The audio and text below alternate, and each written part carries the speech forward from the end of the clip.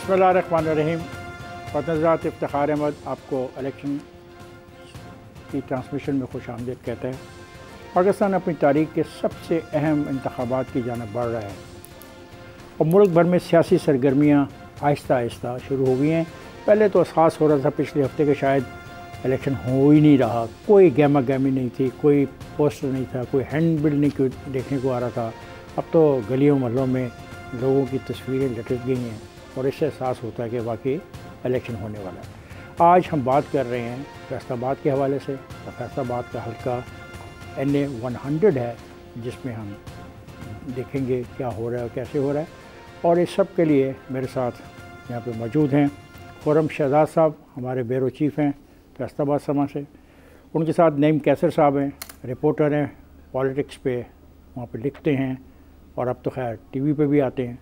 और उनके साथ सबसे अहम जो इस वक्त हमारे साथ स्टूडियो में दोस्त मौजूद हैं अपने कद और काट की वजह से, वो हैं आसिम नसीर साहब, नुमाइंदे ख़ुसूसी हैं समा TV के और सियासी मामलात पे लिखते हैं। जी, कैसे हैं आप सब दोस्त? अल्हम्दुलिल्लाह खैरियत से। खुर्रम, क्या पोजीशन है NA 100 में? ये फैसलाबाद का दही आखिरी हल्का है, 6 दही आखिरी हल्का, मतलब इसके बाद देहात खत्म हो जाते हैं, इसके बाद शहर शुरू हो जाता है। शहर के इसके बाद 4 हल्के जो हैं वो शहरी हल्के में आते हैं। तो बड़ा अहम हल्का है और इसमें क्योंकि राना सनाउल्लाह इसमें उम्मीदवार हैं नून लीग की तरफ से, इसके अलावा सिदरा सईद बंदेशा हैं पाकिस्तान पीपल्स पार्टी की तरफ से, और डॉक्टर निसार जट जो हैं वो पाकिस्तान तहरीक इंसाफ के हमायती याफ्ता हैं। आसम, क्या आप क्या कहते हो इस हल्के के बारे में? इफ्तिखार साहब, एक तो बहुत शुक्रिया। देखें, हल्का जो है ना इस वक्त जो सूरत हाल है, इसमें जो निसार जट और अलियास न्योटिया की ख़ानदान की जो चपकलिश है, उसका फ़ायदा मैं देखता हूँ वो राना सनाउल्लाह को होता हुआ नज़र आ रहा है। और राना सही बात कह रहे हैं जी। ओबियसली ये बड़ी पुरानी दुश्मनी है और आपस में बड़ी टसल है इन दो ख़ानदानों की। हालांकि ये कज़न भी हैं आपस में और तो सियासत में आ गई है कज़न जी। वो अब पहले बुनियाद सियासत थी या कुछ और वजह थी? जी, ये आपस में कह लें कि वो समझते हैं कि चौधरी इलियास की जो आगे सीट होनी चाहिए वो हमारे पास होनी चाहिए, क्योंकि वो उनका ब्लड है। उनके भाई जो है वो मर्डर भी हो चुके हैं, अब्दुर्रहमान बंदेशा, उन्होंने पिछली बार आज़ाद ये जो झगड़े हैं ख़ानदानी नोयत के, क्या ये सियासी तौर पे लोगों के लिए काबिल कबूल हैं वहाँ पे? अच्छा, अगर देखा जाए ना तो वो इस इलाके का पसमानदा होना जो है ना भी ये एक बहुत बड़ी वजह है वहाँ पर ये जो दुश्मनी है। और क्योंकि चौधरी इलियास जो है वो पीपल्स पार्टी की तरफ से भी, बल्कि बेनज़ीर भुट्टो बाकायदा तौर पे उसकी कंपेन करने के लिए फैसलाबाद तशरीफ़ लाई थी। वो पीपल्स पार्टी की तरफ से भी इलेक्शन में हिस्सा लेते रहे, उसके अलावा नून लीग की तरफ से भी, और शहबाज शरीफ के साथ उनका कुछ क्लैश हुआ, उसके बाद से उन्होंने नून लीग भी छोड़ दी।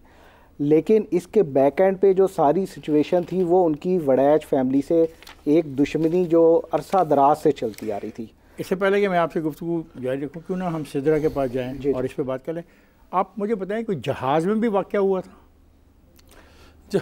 जहाज़? जी बिल्कुल बिल्कुल। हाँ, वो क्या वाक़या था? वो मतलब ये पाकिस्तान की हिस्ट्री का वाक़या सबसे है कि जहाज़ में अलियास छोटी के ऊपर हमला हुआ था, और ये पाकिस्तान की हिस्ट्री का वाहिद वाक़या है जिसमें जहाज़ में भी हमला हुआ था। उसमें वो बच गए थे और उस वक़्त उनके साथ आबिद शेर अली भी मौजूद थे। मैं सिदरा जी। सिदरा, आप मेरे साथ हैं टेलीफोन लाइन पर?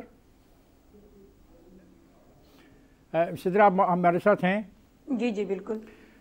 सिदरा, ये जो बात हो रही है कि सियासी आपके दरमियान, जी मैं बोल रही हूँ, सियासी आपके दरमियान चपकलिश ज़्यादा है नहीं है, बल्कि ये कोई ख़ानदानी ऐसी चीज़ है जो अब सियासत में चली गई, क्या ऐसा ही है?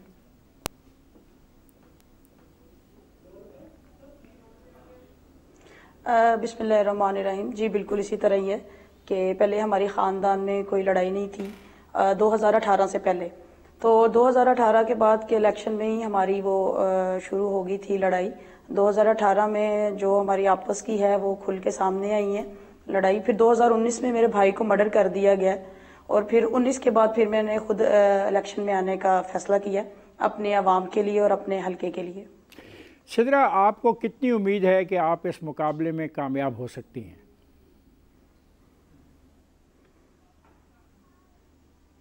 जी अल्लाह का शुक्र है कि मुझे 100% उम्मीद है कि जितनी खिदमत मेरे ख़ानदान ने की है, चौधरी इलियास बंदेशा ने, चौधरी अब्दुर्रहमान बंदेशा ने, अगर आप हल्के में इनकी पर्सनैलिटी के बारे में पूछें तो लोग आपको बड़े अच्छे तरीके से और अच्छे अंदाज से उनको याद करते हैं। और आज उनकी अपनी बेटी निकली है, इसी वजह से निकली हूँ कि अगर हमने लोगों के साथ बुरा किया होता तो फिर हमारी भी हिम्मत ना होती निकलने की। हमने लोगों के साथ हमेशा अच्छा किया है, अपने गरीब बहन भाइयों के साथ चली हूँ, मेरे बड़े चले हैं, अब मैं चल रही हूँ। तो इसी वजह से तो हमारे अंदर ये हौसला पैदा हुआ है कि मैं बाहर आऊँ और अपने बहन भाइयों के साथ खड़ी हो जाऊँ। और मुझे पूरी उम्मीद है कि मेरे जो हल्के के बहन भाई हैं वो अपनी बेटी का ही साथ देंगे इंशाल्लाह। सिद्रा, मुझे एक बात बताना पसंद करेंगी कि आप अपने आप को बेटी कहती हैं, तो बेटी को क्या आवाम के मसाइल से कोई आगाही है? कौन से ऐसे मसले हैं आपके हल्के में जो आप समझती हैं कि अभी उनको हल करना है?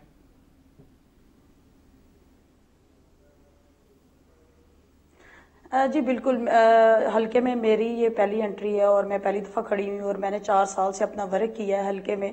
और 4 साल से मैं देख रही हूँ हल्के में कहीं भी काम नहीं हुआ, कहीं पे गंदगी इतनी ज़्यादा है, कहीं पे गवर्नमेंट स्कूल नहीं है, कहीं पे तालीम से इतने बच्चे महरूम हैं कि मैं खुद देख के हैरान हो रही हूँ, परेशान हो जाती हूँ कि बाज़ दफ़ा ऐसे भी मेरे हल्के में गाँव हैं काफ़ी बड़े हैं पर स्कूल नाम की कोई चीज़ नहीं है, रोड इतने ख़राब हैं, साफ़ पानी का उनका बड़ा मसला है। तो इंशाल्लाह ये चीज़ें जो जितना एहसास मुझे अपने हल्के का होगा, क्योंकि मैं इस हल्के में रहती हूँ, मेरा ये घर है, और जितना एहसास मुझे अपने घर का होना है, और इंशाल्लाह मैं पाकिस्तान पीपल्स पार्टी की उम्मीदवार MNA हूँ और इंशाल्लाह मैं जीतूंगी। जब मेरे बहन भाई अपनी बेटी के साथ खड़े हो जाएंगे तो ये बेटी अपने घर को इसी तरह सजाएगी जिस तरह अपना समझ के वो अपना घर सजाती है। सिद्रा, मेरे साथ निसार है, मैं जट साहब भी आगे हैं, मैं उनसे को भी शामिल करता हूँ ताकि ये गुफ्तगू जारी है।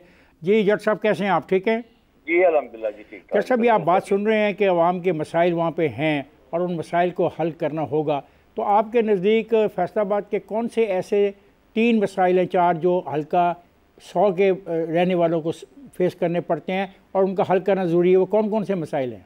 जी देखिए, मेरी बात सुने, जो मसाइल है ना जी आपकी रूरल पेरिफेरीज में, वो अल्हम्दुलिल्लाह माजी में हल होते आए हैं और मुस्तकबिल में भी होते रहेंगे। इंफ्रास्ट्रक्चर का मामला था, अल्हम्दुलिल्लाह हम लोगों ने इंफ्रास्ट्रक्चर जो है वो बहुत अच्छा डेवलप किया है।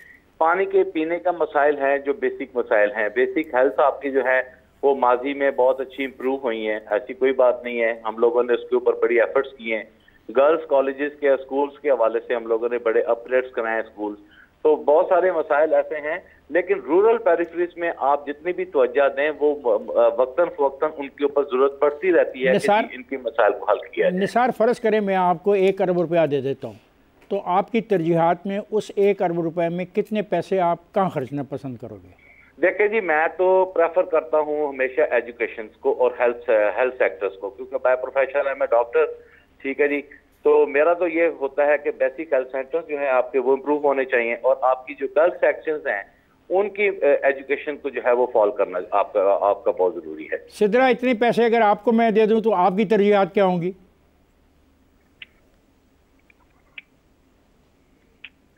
मेरी तरजीहात भी सबसे पहले तो मैं अपने लोगों को हेल्थ का ही करूँगी, एजुकेशन का करूँगी, और सबसे पहले जिस गांव में जो क्रिश्चियन कम्युनिटी है वो बिल्कुल भी किसी भी इलाके में चले जाए वहाँ पे स्कूल ही नहीं है।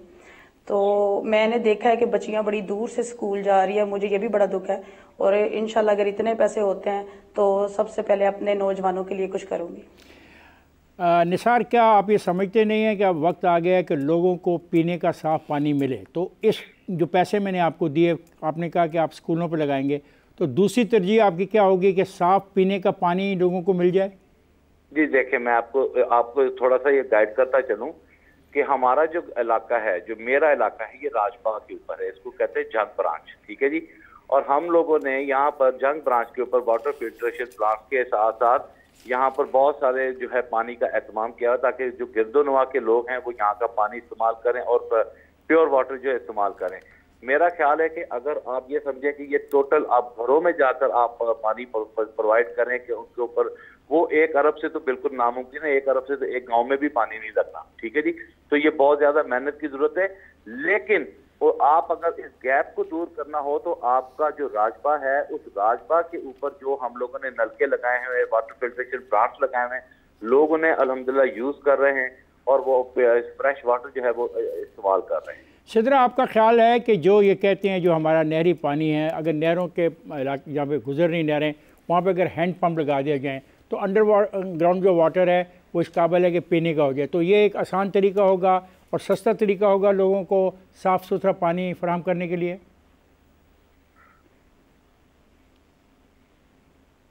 नहीं, मेरे ख्याल में पाकिस्तान को बने एक अरसा हो गया और उसी अरसे के दौरान पानी का प्रॉब्लम देख ले कि अभी तक हल नहीं हो पा रहा। तो मैं चाह रही हूँ कि हम नहरी पानी जो हमारे जंग रोड के इधर आता है हर घर में पहुँचना चाहिए, क्योंकि हर गांव में एक होना चाहिए, गांव वालों की अपनी होनी चाहिए, कबीना बैठे गांव वालों की, और हर गांव में नहरी पानी। अब किसी गांव में किसी घर में एक सिद्रा, बात यह है कि पानी तो है, हमारे पास नहरी पानी है, अब नहरी पानी पिया तो नहीं जा सकता, मवेशियों को शायद पिलाया जा सकता हो। ये तजवीज़ है निसार की कि उसके करीब हैंड पंप लगा दिए जाएँ ताकि जो अंडरग्राउंड वाटर है उसको हम बाहर ले आएँ और लोग इस्तेमाल करें। वो ये तजवीज़ दे रहे हैं, क्या आप उनकी इस तजवीज़ से इत्तफाक करती हैं या आपके जहन में कोई और तजवीज़ है? नहीं जी, बिल्कुल भी नहीं, मैं बिल्कुल भी नहीं करती इस तजवीज़ पे, क्योंकि बाज़ दफ़ा उसी पे हैंड पंप लगा दे और आप कह रहे हैं नहरी पानी नहीं पिया जाता, जबकि हमारे गांव में नहरी पानी भी पिए जाते हैं। तो क्या नहरी पानी पीना अच्छी बात है? हमारे गांव में हर घर से नहरी पानी आ रहा है और वही पिया जाता है, और नहरी पानी पीना अच्छी बात तो नहीं है, पर अब मजबूरी, अब क्या करें, पानी के बगैर रह भी तो नहीं ना सकते। अब फैसलाबाद में आप देख लें सबसे ज्यादा जो इशू है वो है भी पानी का, तो अब ये गवर्नमेंट ने ये सारा कुछ करना है। अब जो अब लोगों को दिया जा रहा है मजबूरन, जो नहर का पानी वो पी रहे हैं, अब वही पियेंगे, अब उसके आगे क्या हल करेंगे? अच्छा निसार जट साहब, आप किस चक से हैं? आपके जो गाँव है वो कौन सा है? 66 JB दादरा। और सिद्रा, आपका गाँव कौन सा है? जी मेरा भी 66 GB दादरा है। तो आप उन लोगों के मसाइल को बेहतर तौर पे जानते हैं और समझते हैं। मैं उम्मीद करता हूं कि आपको अगर मौका मिले कि आप इंतखाब में कामयाब हो जाएं तो आप सबसे ज़्यादा काम ये करेंगे कि आवाम के मसाइल को हल करेंगे। दुरुस्त होगा?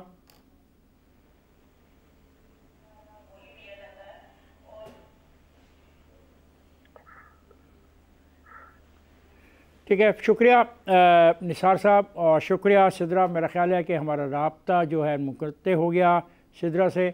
शुक्रिया निसार साहब आपका भी, आप तो और आपने हमारे उन सवालात का जवाब दिया जो आवाम के मसाइल से मुतल्लिक हैं। जी आप हमारे साथ मौजूद हैं। दोस्त क्या कहते हैं? खुर्रम, आपने बातें सुन ली इन दोस्तों की, आप क्या कहना चाहते हैं? वो इजाफ़ा करना चाहते हैं आप इनमें? देखिए, अगर फैसलाबाद के मसाइल की बात करें ना, तो वाकई इसमें सबसे अहम मसला जो है ना वो फैसलाबाद के लिए वो पानी ही है।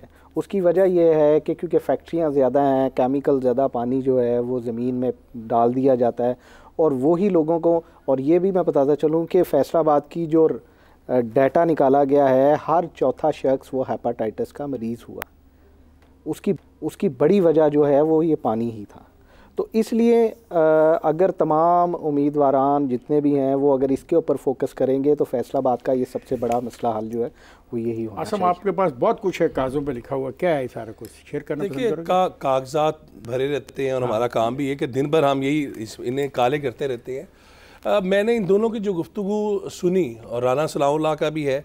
देखिए एक बदकिस्मती है कि 93 से जो है चौधरी इलियास अपनी सियासत को इस हल्के से लेके चल रहे हैं, लेकिन आज भी ये लोग जो है ये कामयाब नहीं हो सके। ये वोट के लिए तो आते हैं 5 साल बाद, लेकिन अवाम के अंदर ये शऊर नहीं दे सके। मैं ये समझता हूँ इनके सब जो बातें थी ये सिर्फ एक, हम ये कह सकते हैं ये एक कहते हैं ना ज़ुबानी जमा खर्च के अलावा कुछ नहीं है। एक बात उन्होंने सच की कि 1 अरब में कुछ भी नहीं बनेगा। देखिए हमारी वैसे मैं 1 अरब दे रहा था, इनके पास तो खरब अरबादियां देना दी सर, तुहानू पता चल दियां ने कैंपेनां। बात ये है कि लोगों के रुपए की कैंपेनें चल रही हैं, चल रही है वहाँ पे पैसे की। देखे ना राना सनाउल्लाह साहब भी वहाँ पर माशाल्लाह नहीं आए, जब आएंगे तो आए नहीं है। मुझे आप मौका दीजिएगा, एक आध मैंने उनसे सवाल पूछना है। अच्छा, तो बात ये है कि यहाँ पर लोगों को आप मैंने भी कहा भी कि हमें पानी का सबसे बड़ा मसला है।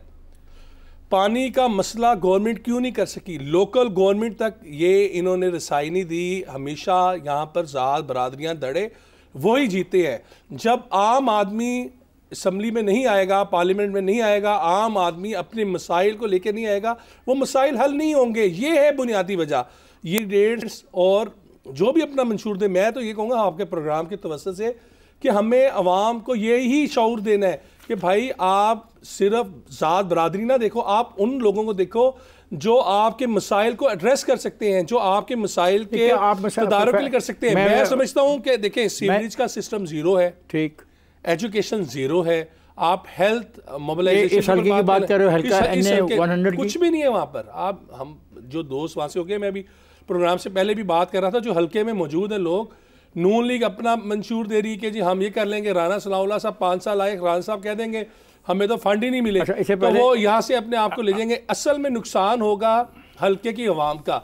इनकी दोनों ये ख़ानदानों की चपकलिश की वजह से आज जो सूरत हाल है वो सबके सामने। राना सनाउल्लाह को फिर उसका राना सनाउल्लाह साहब आएंगे तो हम बात करेंगे। आप पैसों की गैर मौजूदगी में बात की जा रहे हैं। रिमल रिजवान, आपको कुछ क्या कहना है आज, हमें क्या बताना चाहती हैं, आपके पास क्या है हमारे लिए आज? बिल्कुल सर, फैसलाबाद के बारे में डिस्कशन जारी है, पर पहले कुछ अहम खबरें शामिल करेंगे। बानिया PTI आर्टिफिशियल इंटेलिजेंस को इंतखाबी मुहिम में इस्तेमाल करेंगे। दूसरी जानिब सीनियर अदाकार साजिद हसन इस्तेकाम पाकिस्तान पार्टी में शामिल हो गए हैं। मज़ीद बात करें, पाकिस्तान तहरीक इंसाफ की साबका MNA जवेरिया ज़फ़र पाकिस्तान पीपल्स पार्टी में शामिल हो गई हैं। पीपल्स पार्टी का दावा है कि गुज़िश्ता रोज़ टाउनशिप लाहौर में होने वाला इनका जलसा पाकिस्तान में होने वाले इंतखाबात के नताइज को इनके हक़ में कर देगा। मुस्लिम लीग नून ने एक मरतबा फिर ऐलान किया है कि वह 27 जनवरी को अपना इंतखाबी मंशूर अवाम के सामने पेश कर देंगे। JUP नूरानी ग्रुप ने पाकिस्तान पीपल्स पार्टी की हिमायत का ऐलान कर दिया है। गुज़िश्ता रोज़ MQM ने बाग जिना कराची में जलसा करके अपनी इंतखाबी मुहिम का बाकायदा आगाज़ कर दिया है। पाकिस्तान की 116 जेलों में मौजूद 1 लाख से ज़ायद कैदी पोस्टल बैलेट के ज़रिए वोट डालने का हक़ रखते हैं। फवाद चौधरी ने इलेक्शन से बाइकॉट कर दिया है। और आज की आखिरी खबर यह है कि साबिक गवर्नर रफ़ीक रजवाना ने जहांगीर तरीन की हिमायत का ऐलान कर दिया है। स्टैटिस्टिक्स की जानिब चलते हैं। डेटा आपके पास बहुत सारा होता है, वो क्या है आज? बिल्कुल सर, स्टैटिस्टिक्स की बात करते हैं। फैसलाबाद की बात कर रहे हैं, हल्का 100 है। 2018 के इंतखाबात में NA ये 106 था। फैसलाबाद की 6ठी नशिस्त है। कुल पोलिंग स्टेशंस की बात की जाए तो इस हल्के में 377 पोलिंग स्टेशंस मौजूद हैं, जबकि कुल रजिस्टर्ड वोटर्स की बात की जाए तो 5,07,880 रजिस्टर्ड वोटर्स इस हल्के के अंदर अपने वोट का हक इस्तेमाल करेंगे, जिसमें मर्द वोटर्स की तादाद 2,74,365, जबकि ख़वातीन रजिस्टर्ड वोटर्स की तादाद 2,33,515 है। चलते हैं 2024 के इंतखाबात में हल्के के अहम उम्मीदवारों की जानिब कि इस बार हल्के में कौन से उम्मीदवार आपस में मुकाबला करेंगे। सबसे पहले मुस्लिम लीग नून की नुमाइंदगी कर रहे हैं राना सनाउल्लाह खान, जिनका मुकाबला करेंगे पाकिस्तान तहरीक इंसाफ के निसार अहमद जट। और तीसरे कैंडिडेट यहाँ पर मौजूद हैं पाकिस्तान पीपल्स पार्टी से ताल्लुक़ रखने वाली सिद्रा सईद बंदेशा। 2018 के हवाले से बात की जाए कि कौन से कैंडिडेट्स आपस में मद्दे मुकाबल थे और किन के दरमियान मुकाबला हुआ, तो 2018 में ये हल्का NA 106 था। यहाँ पे मुस्लिम लीग नून की नुमाइंदगी की राना सनाउल्लाह खान ने, जिनका मुकाबला किया पाकिस्तान तहरीक इंसाफ के निसार अहमद जट ने। और तीसरे कैंडिडेट यहाँ पे पीपल्स पार्टी के सईद इकबाल थे।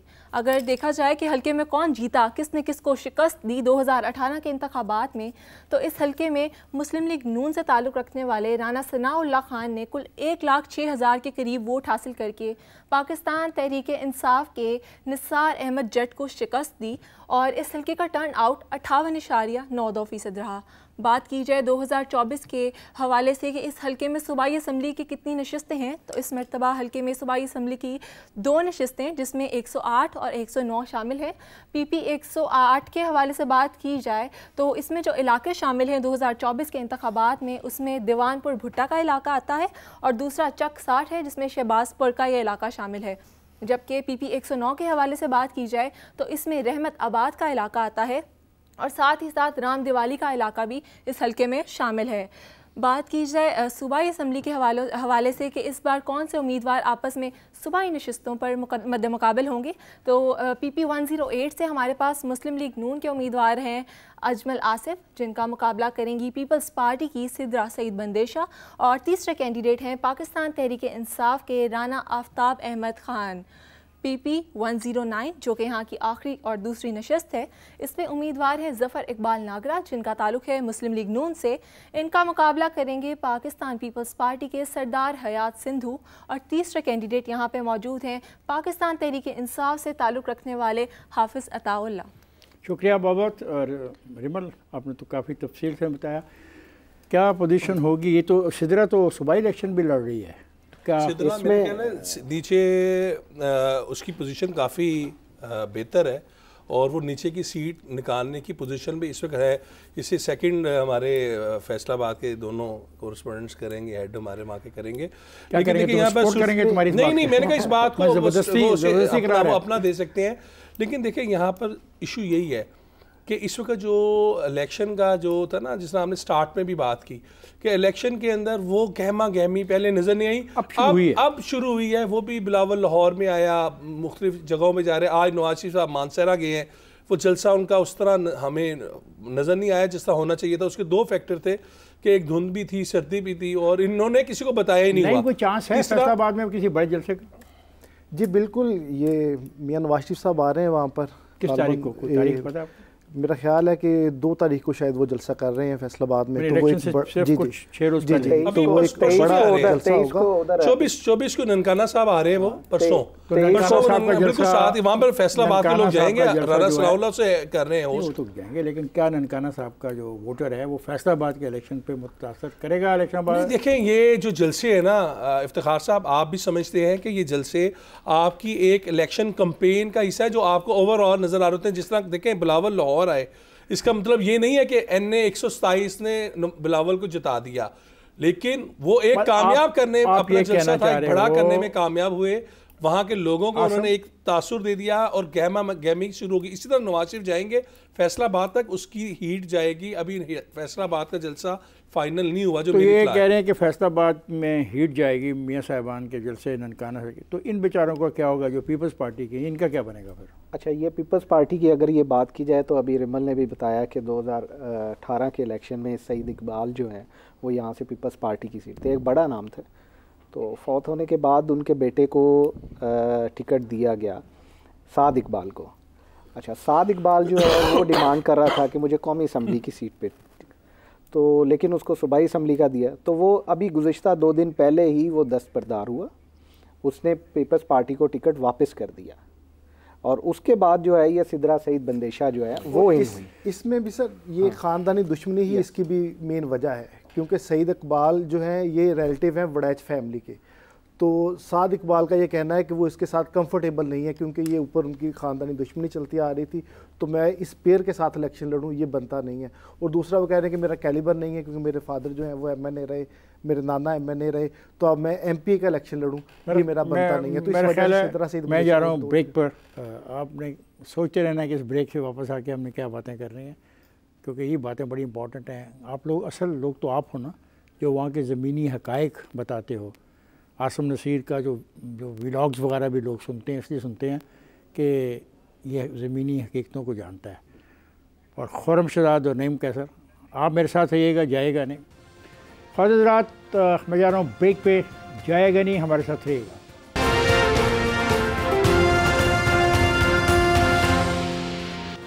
वेलकम बैक ख़वातीन और हज़रात, इफ्तिखार अहमद आपको एक मरतबा फिर खुश आमदीद कहता है। मैं एक क्लैरिफिकेशन यहाँ पे पेश करना चाहता हूँ कि PP 109 के हवाले से जब हम बात कर रहे थे पाकिस्तान तहरीक इंसाफ के उम्मीदवार की, तो गुज़श्ता रोज़ तक वो हाफ़िज़ अताउल्लाह थे और अब पाकिस्तान तहरीक इंसाफ ने उनकी जगह नदीम आफ्ताब सिंधु साहब को नामज़द किया है। और नदीम आफ्ताब सिंधु साहब इससे पहले भी इलेक्शन लड़ चुके हैं।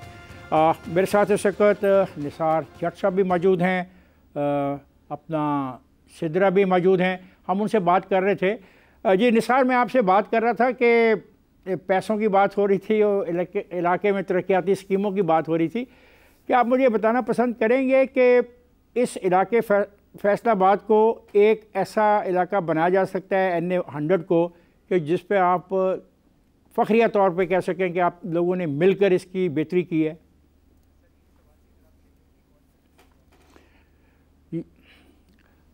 अच्छा, मैं बात कर रहा था, वो कॉल ड्रॉप हो गई है उनकी, निसार जट साहब की। क्या ये हो सकता है, मुमकिन ये सब तीनों इकट्ठे होकर इलाके की खिदमत करें? नहीं सर, जैसे मैंने आपको बताया कि यहाँ पर मेरे ख्याल में जो हमने ऑब्ज़र्व किया है, सियासी से ज़्यादा यहाँ पर अनाओं का मसला है, दुश्मनी है, तो मैं समझ चुका हूं, क्लैशनकोफ कल्चर है इस इलाके में। नहीं है कि हो सके, बिल्कुल भी नहीं है, क्योंकि एक दूसरे के यहाँ पर मर्डर हुए हैं और ये अब पर्सनल दुश्मनी बन चुकी है। निसार साहब की लाइन ड्रॉप हुई, वापस आ गए। निसार, क्या ये मुमकिन है कि आप लोग जो आज इलेक्शन लड़ रहे हो किसी न किसी सतह पे इकट्ठे हो के उन आवाम की खिदमत के लिए कोई कम से कम तय कर लो कि भाई इन मामलों में तो हम सब इकट्ठे हैं, तीनों के तीनों, या जितने भी आप लोग वहाँ से इलेक्शन लड़े, ये मुमकिन हो सकता है? जी आप मुझसे क्वेश्चन कर रहे हैं? क्या मैं आपसे कर रहा हूँ सर, आपसे कर रहा हूँ। सर देखें, वी आर पॉलिटिशियंस, हम दहशतगर्द तो बिल्कुल भी नहीं है, अल्लाह माफ करे। और मेरा ख्याल है कि सियासत है ही कंटिन्यूटी का नाम। मैं 2 टाइम MNA रहा हूं और मैं समझता हूं कि मैं इस बात पे बिलीव करता हूं कि अगर आप पीसफुल ना होंगे तो फिर आगे क्या, लोगों को आप कैसे पीसफुल कर सकते हैं? निसार, तो मेरा बिलीव तो निसार, मैंने ये नहीं कहा कि पीसफुल आप हैं या नहीं, मैं ना ये कहता हूँ, ना मेरा ये फ़र्ज़ बनता है। मैं ये कह रहा हूँ कि आप हैं, सिद्रा हमारे साथ है, राना साहब अभी तक हमारे साथ आने वाले हैं, आप तीनों एक अच्छी सोच रखते हो, आवाम की खिदमत के लिए आए हो। ज़रूरी तो नहीं कि आप इलेक्शन हार जाओ तो आवाम की खिदमत से पीछे हट जाओ। क्या फैसलाबाद के हल्का 100 में आप लोग एक समझौता कर सकते हो हल्का 100 के हक में? किस हवाले से समझौता? ये बेहतरी के लिए, पानी के लिए, सड़क के लिए, गलियों के लिए, तालीम के लिए, सेहत के लिए। मेरा ख्याल है कि अगर मैं कोई स्कीम प्रोजेक्ट लॉन्च करता हूं तो मेरा ख्याल है कि उस पर कोई रुकावट नहीं है। अभी मेरे हलके में राना सनावला साहब जो हैं वो वोटों के लिए हर गांव में, गलियों में ये नाली सोलंग जो है वो अपना दे रहे हैं और वोटें मांग रहे हैं। मैंने तो कहीं कंप्लेंट नहीं की। मैं तो इस बात पे बिलीव करता हूँ कि चलो डेवलपमेंट हो रही है, अच्छी बात है, इस पे कोई अर्ज नहीं है। ठीक है, वोट तो आपने जो लेना है वो तो अब वो सिनेरियोज नहीं रहे, वो रोटी कपड़ा मकान वाले जो नारे थे वो सारे खोखले। आप सही कह रहे हैं। मैं शायद जो मैं कह रहा था मैं वो दोहराई देता हूँ। सिद्रा के लिए मैं सवाल ले जा रहा हूँ, आप भी सुन रहे होंगे। सिद्रा, क्या ये मुमकिन है कि इंतखाबी अमल ख़त्म हो जाता है और आप तीनों हल्का 100 के लोगों के लिए कम से कम बेहतरी का कोई ऐसा मंसूबा बना सकते हैं तीनों मिलकर?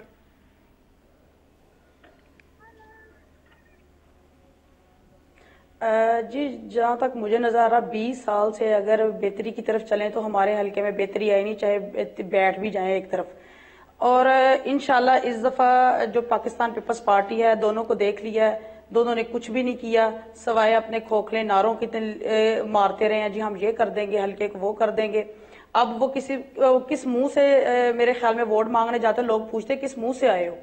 तो अब इंशाल्लाह जो पाकिस्तान पीपल्स पार्टी जो यंग उभर रहे हैं ऊपर पाकिस्तान पीपल्स पार्टी के, अब उनमें ही ये जज्बा है कि वो अपने इलाके के लिए काम करेंगे। क्योंकि ये जो NA 100 का जो हल्का है, इसकी हल्के की, क्योंकि इसमें मैं ही रहने वाली हूँ, बाकी तो सारे बाइट से आए हैं। हल्के की आबाई मैं खुद हूँ। इस हल्के के मसाइल भी अब इंशाल्लाह मैंने ही सुनने और मैंने इनको हल करना है, क्योंकि लोगों ने देख लिया है। वो भी 5 साल रहा है, वो भी कोई 10 साल रहा है, तो दोनों ने कुछ भी नहीं किया। अगर किया होता तो आज आपके ये जो एंकर बैठे हुए हैं ये ना बताएं कि जीरो है, कि कोई काम NA 100 में हुआ ही नहीं है। और इस दफा मुझे पूरी उम्मीद है कि पाकिस्तान पीपल्स पार्टी को जब इक्तदार दिया जाएगा तो इंशाल्लाह मुझे पूरी उम्मीद है कि मैं अपने हल्के में बहुत चीजें, फंड, वो ये नहीं है कि फंड में मैंने खुद भी ले लेना है। यहाँ पे तो ये कल्चर चल रहा है कि जी फंड आया खुद खाओ और बाकी अपने साथ वाले लोगों को खिला दो। ये नहीं होगा इंशाल्लाह। इस दफा ये होगा, काम होगा, और हमारा जो मिशन है वो इंशाल्लाह गरीबों के लिए मैं पूरा करूंगी।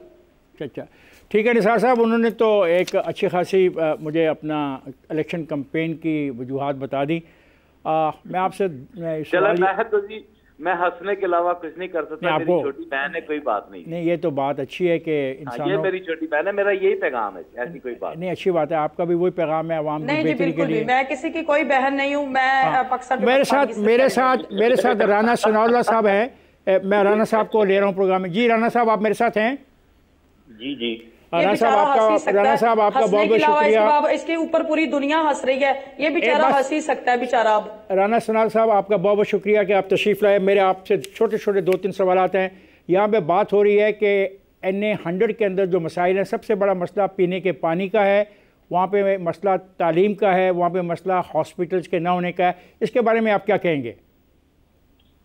जी देखें, मैं 2018 में NA 100 जो उस वक्त 106 था, मैंने पहला इलेक्शन यहाँ से कंटेस्ट किया, और उसके बाद आपके इल्म में है कि तकरीबन 4 साल तो हम अपोजिशन में रहे। जो 1 साल हमें मिला गवर्नमेंट में, उसमें पंजाब गवर्नमेंट तो नहीं थी, लेकिन बहरहाल जो भी इंफ्रास्ट्रक्चर यहाँ पे बाईपास, दूसरी रोड्स और बाकी जितना काम हो सका वो करवाया है। और ये दुरुस्त है कि यहाँ पे पीने के पानी का और पानी के निकास का, ये दो बुनियादी मसले हैं। तो इंशाअल्लाह ताला इस मरतबा अगर अल्लाह ने इज्जत दी और हल्के लोगों ने एतमाद किया तो इंशाअल्लाह ताला इन मसलों को जो है वो बुनियादी जो है वो अव्वलीन तरजीह देंगे। हॉस्पिटल का क़याम इस हल्के की ज़रूरत है और इसके लिए हमने, जब पंजाब गवर्नमेंट थी, हमजा साहब जब थे, तो हमने जगह भी मुख्तस करवा ली थी, बल्कि उस जगह भी हमने जो है वो उसको प्रिजर्व कर लिया है ताकि उसके ऊपर कोई कब्जा ना कर सके। राना साहब, बाद में वो मनसूबा फिर आगे ना बढ़ सका तो इंशाल्लाह उसको बनाएंगे। राना साहब, मैं एक दो सवाल करना चाहता हूँ जो शायद आपको पसंद ना आए, लेकिन सवाल ये है कि लोग हमें अभी मेल किए जा रहे हैं। एक सवाल तो है कि गालिबन आपने कोई असला लाइसेंस तकसीम कर दिए हैं कलाशनकोव के इलाके में? नहीं, इलाके पे नहीं। असला लाइसेंस की जो पॉलिसी है उस पॉलिसी के मुताबिक जो इंटाइटल बनता है तो वो पूरे मुल्क में जो है वो लाइसेंस जो है वो वजारत दाखिला जारी करती है और वो जारी किए गए हैं। जब रियासत जो है नाजायज असला डाकुओं से जो है वो हासिल ना कर सके और डाकू जो है वो असला लेके दनाते फिरे, तो एक शरीफ शहरी जो कि टैक्स भी अदा करे, जो अपने आप को रजिस्टर्ड भी करवाए, तो उसे उसकी हिफाजत के लिए असला क्यों नहीं मिलना चाहिए? राना साहब, मैं एक सवाल करूंगा कि आप समझ रहे हैं कि 8 तारीख को ये इंतखाब बड़ा पुरअमन होगा और लोग पार्टिसिपेट करेंगे भरपूर इसमें? जी इंशाअल्लाह ताला इसमें लोगों में बड़ा जोश और बड़ा जज्बा है और लोगों के साथ हम राब्ता कर रहे हैं। तो इंशाअल्लाह ताला इस हल्के में जो है वो बड़ा जो है वो ओवरवेलमिंग आउटर्न होगा इंशाल्लाह वोट कास्ट करने का। अच्छा सर, ये मियां मोहम्मद नवाज शरीफ साहब कब आ रहे हैं इस हल्के में? क्योंकि हम महसूस कर रहे हैं कि उनके आए बगैर वो मुहिम नहीं बन रही जो मुहिम बननी चाहिए, तो कब तक मुतवक्को हैं उनका विज़िट आपके इस इलाके में?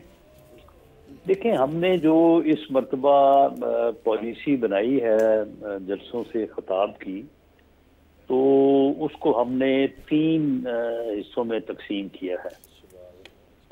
कुछ जगह पे जो है वो मियां नवाज शरीफ साहब के साथ मरियम नवाज साहबा और शहबाज शरीफ साहब हैं, लेकिन अक्सर जगहों पे जो है वो तीनों जो पार्टी लीडर्स हैं वो अलग-अलग जो है वो जलसे कर रहे हैं।